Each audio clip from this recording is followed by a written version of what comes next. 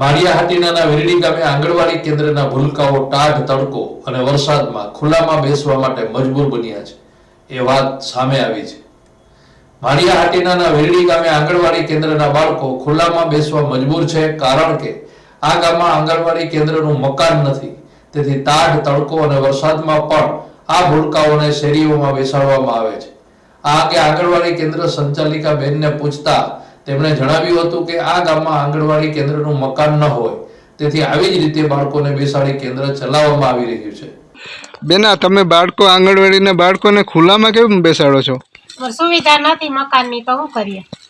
સરકારશ્રી તરફથી તમને ભાડે કે નવું મકાન ફાળવેલ નથી આજ દિવસ સુધી? ભાડામાં બધે જો ગામમાં નરિયાવાળા ને પતરાવાળા મકાન છે, હારી સુવિધાવાળું મકાન નથી, તો અમે ભાડે રાખીએ।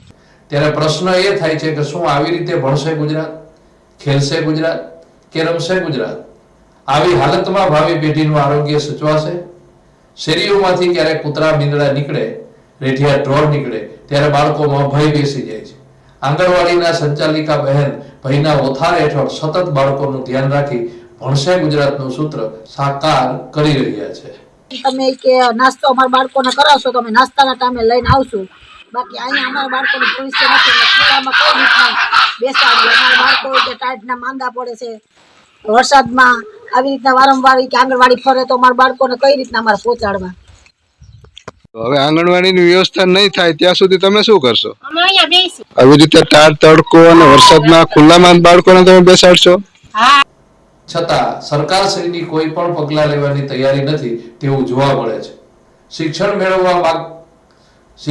મેળવવા માંગતા વાલીઓ પણ મને કમને મજબૂર બની ભૂલકાઓને ખુલ્લામાં ભણવા માટે બેસાડી જાય છે। આ મુદ્દે ભૂલકાઓના વાલી હૈયાવરા ઠાલવી રહ્યા છે। આંગણવાડી નો બનાવી આપો તો આ બાળકોને અમારે ભવિષ્ય કેવી રીતના સુધારવું? અને આ તાપ તડકા ને ચોમાસાના આવી રીતના શિયાળાની ઠંડીમાં બહાર બે તો અમારે કેવી રીતના મોકલવા આંગણવાડીમાં?